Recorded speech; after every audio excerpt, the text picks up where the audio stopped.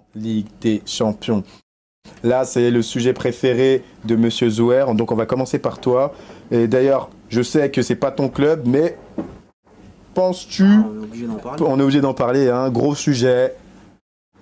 Victoire du Paris Saint-Germain à Old Trafford, 2-1, 2-1 2-0. 2-0, pardon, 2-0 sur Manchester avec carton rouge de Pogba, des petites polémiques sur l'arbitrage, des petits coups de coude sur Angel Di Maria. On commence directement par toi parce que c'est toi qui vas être un peu moins dans la tourmente et dans le débat. Dis-nous ce que tu as pensé de ce match. Est-ce que tu vois PSG comme un favori ou Manchester capable de faire une remontada comme le PSG a l'habitude de s'en manger de temps en temps? Bon, je vais reparler du match. Ouais.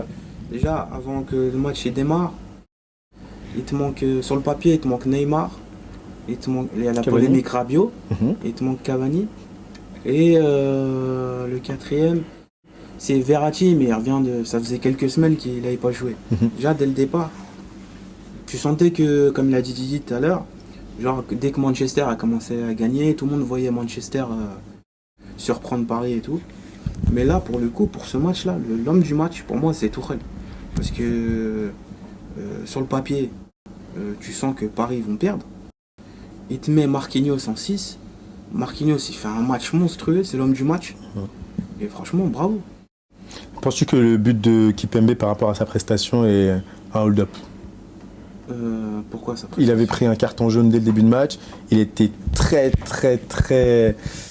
pas faible, mais il s'est fait surprendre plusieurs fois, débordé plusieurs fois par l'aile droite de Manchester. Plusieurs fois, on a senti que les buts allaient venir par là, par des erreurs de Kipembe. Franchement, Et finalement, je il ne met suis pas le but. concentré sur Kipembe, tu vois. Bon, je pense qu'il a une grosse marge de progression. Moi, je voulais qu'il Juste sorte un petit en HS mi-temps. vite fait. Kipembe, pour moi, physiquement et en termes de physique et genre Au niveau Ligue des Champions. au niveau de sa taille et tout, il est super fort, tu vois. Mais je trouve qu'il est un peu surcoté. Je pense qu'il a une grosse marge de progression. Après, bon, bref, je reviens au match. Non, bravo toute l'équipe. Je me suis pas concentré sur. Mais par contre, Marquinhos, c'est vrai qu'il a fait un gros match. Après, Doyen. donc moi, je voulais revenir un peu sur ce qu'il disait. Quand il dit que sur le papier, ils étaient perdants, non. Non, je veux dire, je pense que oui, il manquait Neymar, et il manquait Cavani. Voilà, c'est deux gros joueurs, mais il faut pas oublier, il y avait Di Maria, Oui, bien sûr. il y avait Draxler. Mbappé, Draxler. C'est des gros joueurs et tu as quand même ces quatre joueurs offensifs. Voilà, forcément, si Cavani il est là et Neymar il est là, bah il y a de ces joueurs-là qui sont sur le banc. Donc pour moi, non, ça restait des gros joueurs. Maintenant, peut-être que là où justement on pouvait se poser des questions, c'était par rapport au milieu, surtout, et puis même au niveau de Daniel Alves, parce que voilà, en Ligue 1, il n'avait pas montré des. On sent que depuis un certain temps qu'il commence à prendre de l'âge et que ça devient compliqué pour lui. Donc on s'est dit automatiquement, un match de Ligue des Champions, il va être à la ramasse s'il est sur le terrain. Bah, en fait, il a fermé la bouche à tout le monde. Il a fait un gros match. Et voilà, après, ouais, Tuchel, ça reste. Franchement, je pense que ça reste un des meilleurs entraîneurs que le PSG a connu ces dernières années. Même Neymar, il en parle. Il en parle de Tourelle, des Il proches aime des beaucoup. joueurs. Non, il a apprécié des joueurs. Chaque fois, à chaque interview, il parle de lui, de l'approche qu'il a avec les joueurs. Peux-tu, s'il te plaît, Laura, nous parler de ce match-là sur Twitter qu'on dit les tweetos? Bah oui, alors déjà, il y a David qui a mis ça rigolement de la fameuse Farmers League de l'autre côté de la Manche par rapport à Manchester.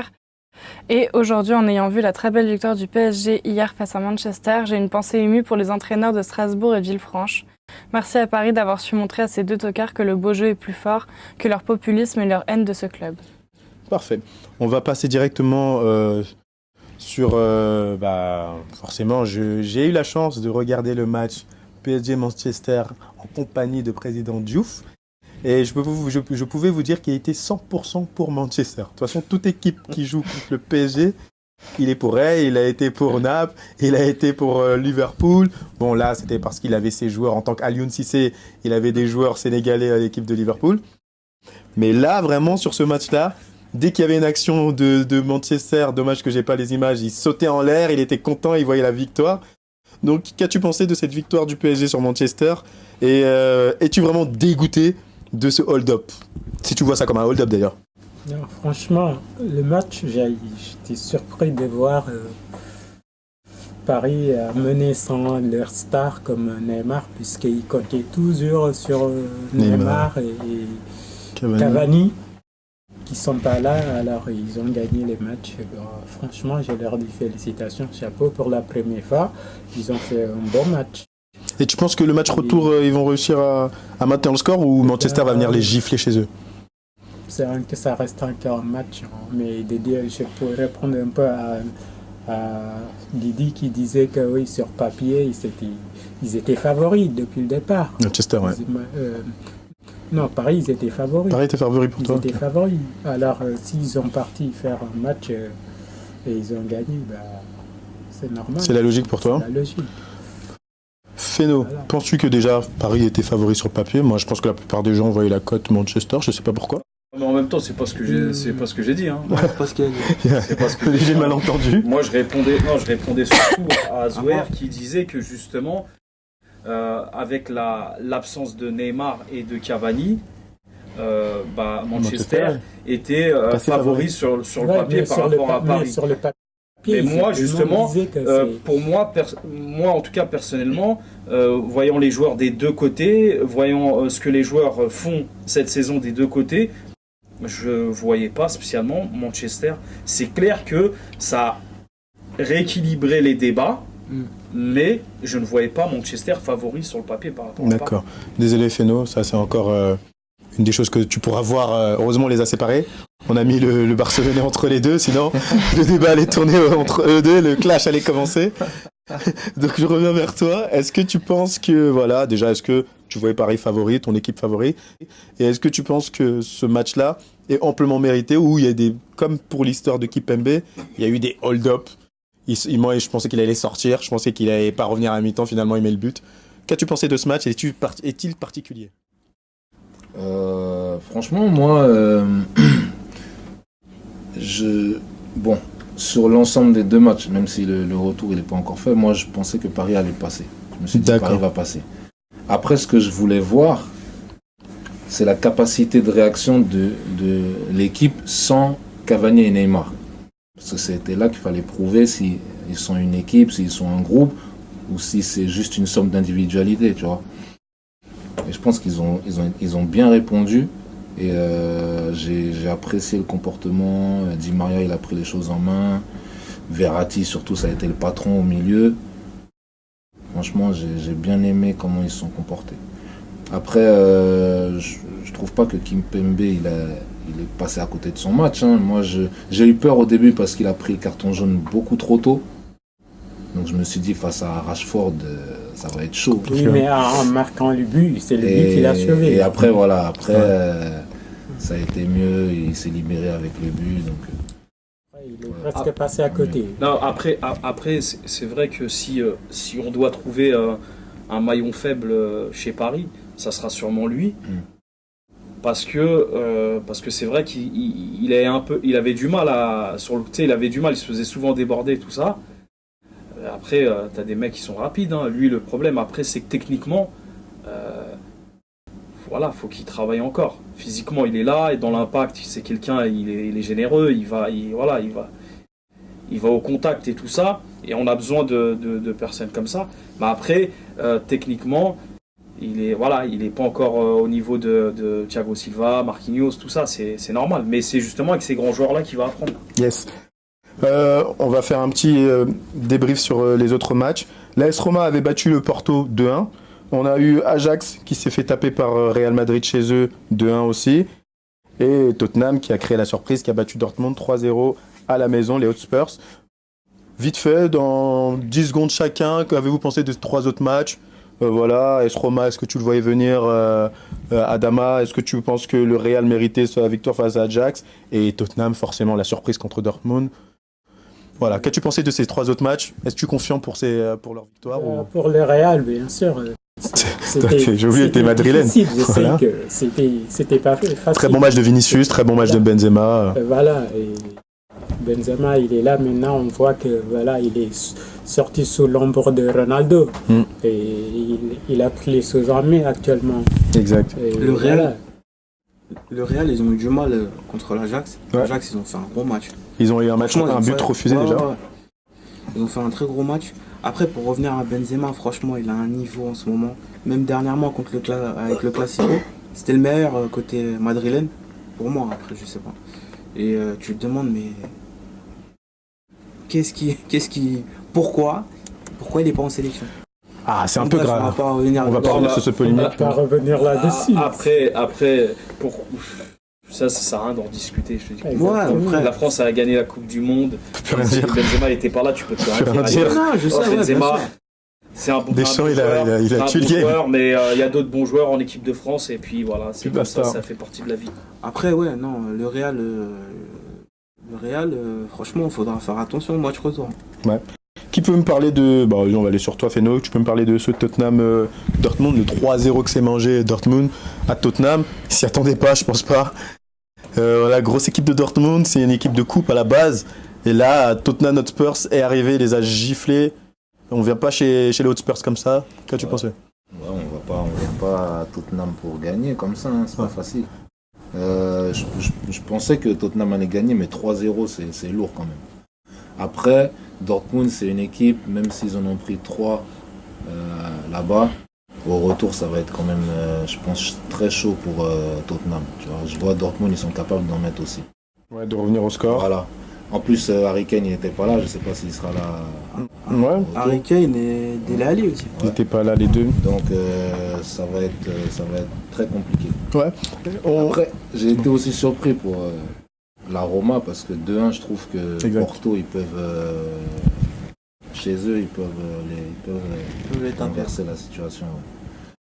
Donc voilà. Et puis l'Ajax Real, pour moi, ça a été le plus beau match au niveau de l'intensité. Ouais. Ouais. L'intensité, il y a longtemps que j'avais pas vu un match comme ça. C'était Parfait. un gros match.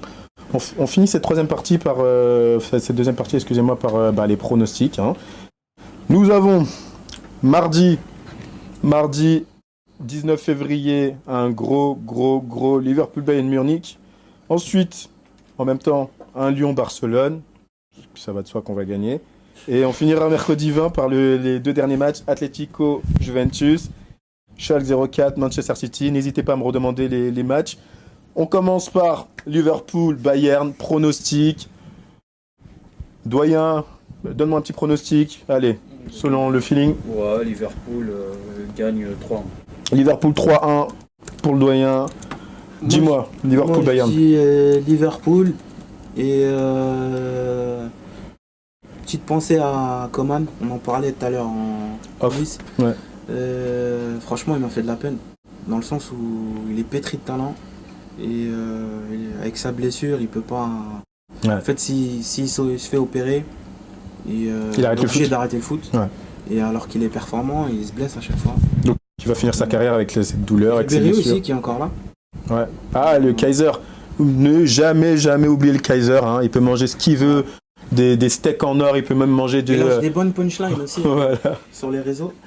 C'est vrai. Il peut manger Je des sais pas si steaks Laura en peut les or. citer, Ah, si elle les retrouve. Je les Il retrouverai. peut manger des hamburgers en platine. Quand il est là sur le terrain, le Kaiser fait le taf. Ne l'oubliez jamais. Le Kaiser Franck, il est toujours là. Que penses-tu pronostic Liverpool-Bayern, s'il te plaît, président? Liverpool, je donne 2-0. 2-0 Liverpool. Bah, là, t'es plus en mode Pape Diop, là, t'es en mode Alioune Cissé, hein, ton petit protégé Mané qui va jouer forcément ce match-là. Tu penses que Mané va claquer un but? Je crois qu'il peut marquer. Sauf que voilà, il se concentre aussi sur le championnat et c'est pas évident les deux C'est vrai. Ils sont passés in extremis d'ailleurs pour les passes de poule, donc qui se concentrent un peu plus sur la Ligue des Champions. C'est un peu serré. Feno, Liverpool-Bayern, Ouais, pareil, moi je vois 2-0. 2-0. Liverpool. C'est enregistré. Si Feno avait tort, hein, on l'appellera en direct pour dire, mec, tes pronostics sont C'est-à-dire que tout le monde zéro. voit Liverpool. Ouais. Cool.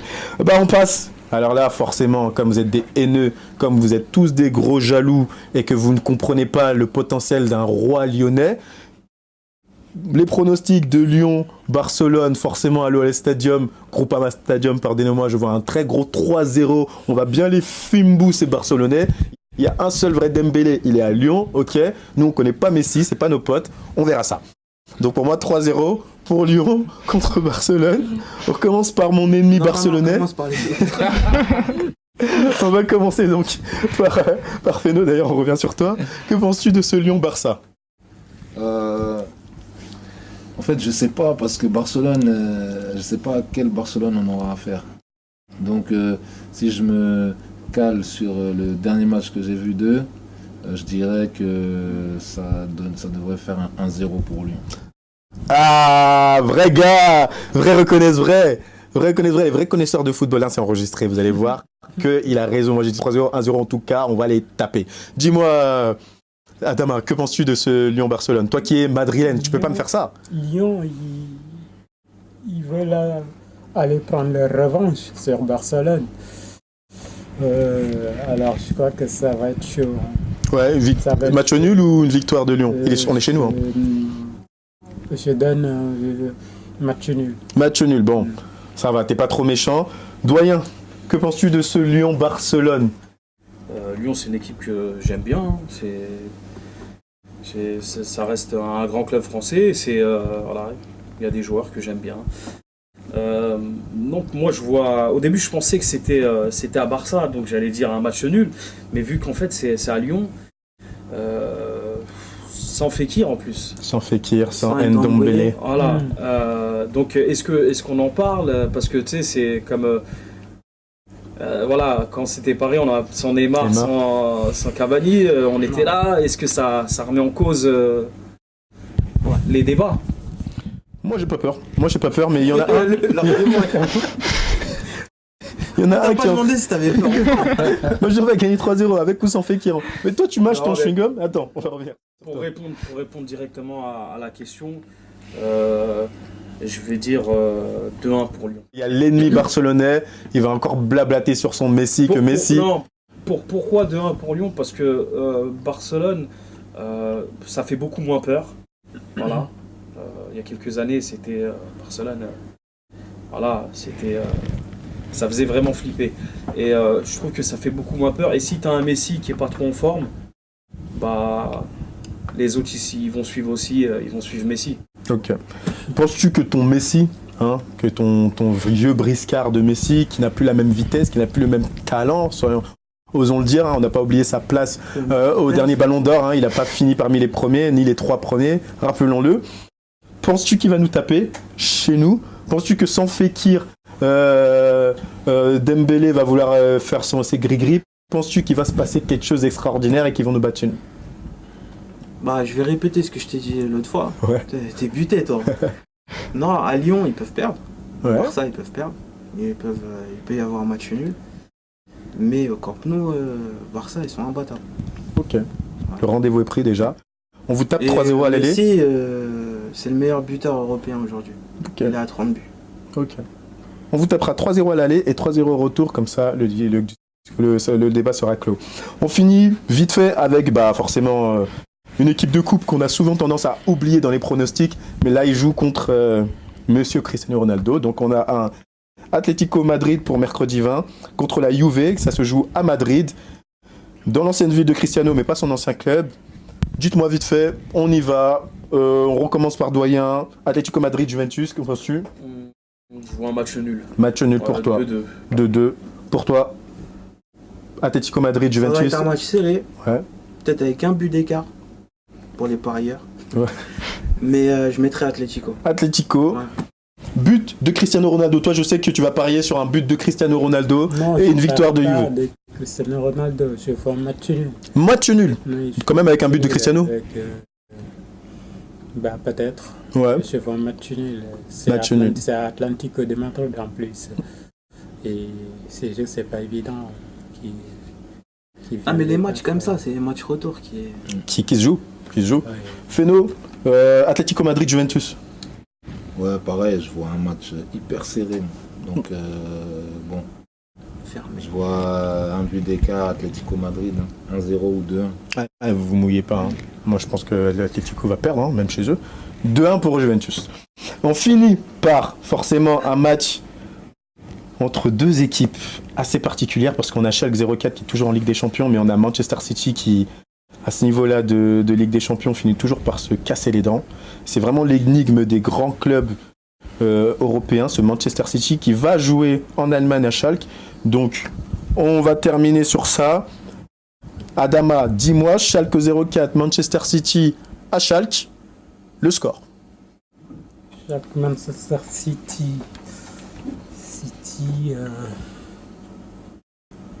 Je donne 2-0 2-0. à City. 2-0 pour City, pour Adama, dis-moi. C'est quoi, ils jouent à Schalke? Il joue à Schalke. Même ça, c'est des équipes bizarres, hein, attention, Ouais. Schalke. Hein. Ils ont sorti Douglas Costa, ils ont sorti Willian. C'est des équipes, Ils peuvent faire mal. pas... Et ils savent très bien recruter. Hein. Je Ouais. sais pas, ils ont une cellule de recrutement au niveau des Brésiliens. Je sais pas. Franchement, c'est comme Lyon hein, qui pensait que Lyon allait gagner. Je sais pas. Putain, tu vas répondre à la question. Match nul. Match nul pour toi. 2-2, 1-1, 0-0. Ouais, je sais pas. Je sais pas. Match nul, en tout cas. Doyen, tu penses quoi de tes visions de gourou? As-tu vu Schalke Non, non je pense que City va gagner. City va gagner, ouais. Ouais. Je pense que là, c'est leur année, il est temps qu'ils se réveillent un peu et qu'ils fassent quelque chose en parce Ligue. que je veux dire, au niveau du tirage, c'est pas le plus mauvais, quoi. Donc, c'est à leur portée. Donc, non, je pense qu'ils vont gagner. Yes. Ouais, 2-0. Et on finit par notre artiste, Feno. Penses-tu que Schalke, toi qui es un connaisseur du foot hein, dans les détails, Schalke va-t-il créer la surprise chez eux contre Manchester City? Et Manchester City, comme d'habitude, la malédiction mancunienne qui va aller couler en Ligue des Champions à ce niveau-là de la championnat de coupe. Non, City va gagner, je pense. 2-1 ou 2-0. Là, tu sens que City, c'est son année, ils peuvent aller loin. Oh. Après, il faut toujours une part de chance. Hein. Le tirage, s'il tombe le Real tout de suite ou tout ça, c'est compliqué. Mais je les vois bien. Monter en puissance. Voilà, monter en puissance. Parfait. Oui, mais bon. Depuis longtemps, ils montent en puissance, mais ils n'arrivent pas à dépasser les limites. Je te jure. La puissance a une certaine limite. Avec certaines limites. Non, là, ça. C'est rien. Depuis combien de temps que c'est la ça, a hein. pris cette C'est équipe, ça, la Ligue ils des n'arrivent pas à dépasser. C'est comme Paris. Ouais, mais il y a une année pour ça. Au Chelsea, niveau où ils Chelsea, arrivent Chelsea à avant qu'il s'arrêter gagne. à leur truc. Chelsea avant qu'il gagne la Ligue des Champions. Chaque année, si tu regardes bien pendant les 5 ans, l'équipe qui tape Chelsea, c'est l'équipe qui gagne la Ligue des Champions. Chaque fois, ils se cassent les dents. Il suffit d'une année. Et l'année où ils gagnent, c'est là où on les attend le moins. On a fait le tour de la question, c'était les thèmes d'aujourd'hui. Dernier mot. Ouais, je voulais avoir une pensée pour Emiliano Sala quand même. Donc big pensée pour Emiliano Et sa Sala. famille, surtout. Voilà, c'est vrai que voilà, il y a des événements qui arrivent dans le foot, on s'y attend pas du tout. J'espère qu'on va retrouver le corps, qu'on va pouvoir en fait faire des. Le corps a été retrouvé. Il a été retrouvé. C'était aujourd'hui son obsèque. Voilà, obsèque a été fait. Bon bah parfait. Désolé, j'étais pas au courant. Donc voilà, pensez à Emiliano Sala, pensez à sa famille. Le football était en deuil, il est toujours. C'est des événements qui arrivent, tragiques. C'est comme l'histoire de Liverpool, l'avion qui s'était crashé. Ça peut arriver à n'importe qui, voilà. Prenez soin tous de vous, voilà. Prenez soin de vos proches. N'oubliez pas de leur dire je t'aime tous les jours, c'est important. On sait jamais ce qui peut arriver. On ne vous souhaite pas ça. On vous souhaite tous du bonheur. L'équipe de VTFF a été content d'animer cette émission aujourd'hui pour vous, pour parler un peu de Ligue des Champions, de Ligue 1, de football en général, des joueurs français, que ce soit en Europe ou dans les clubs français. Merci beaucoup Feno d'avoir été parmi nous. Actualité musicale, quels sont les prochains projets? Bah écoute, des clips en vue, hein, et puis on verra par la suite.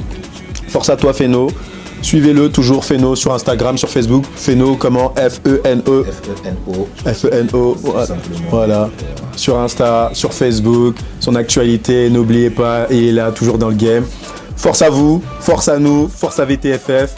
Big up les gars. Merci beaucoup Laura pour tes recherches sur Twitter et sur les réseaux sociaux. Force à vous, à bientôt, c'était VTFF. Ciao les gars.